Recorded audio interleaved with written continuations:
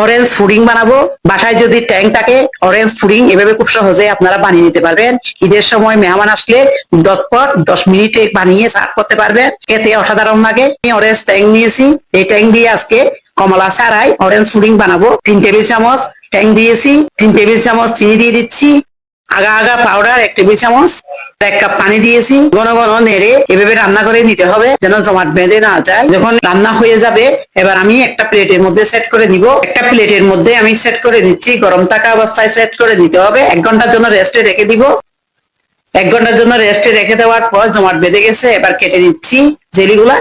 একটা পাত্রের মধ্যে 3 কাপ দুধ দিচ্ছি। আপনারা চাইলে পুডিং অনুযায়ী দুধটা দিয়ে বানিয়ে নিতে পারবেন। আগা আগা পাউডার দিয়ে দিচ্ছি 2 টেবিল চামচ, চিনি দিয়ে দিচ্ছি 1/4 কাপ, যেটা পছন্দ মতো দিবেন। লবণ 1 চিমটি দিয়েছি। ঘন ঘন নেড়ে চেড়ে এভাবে রান্না করে নিয়েছি।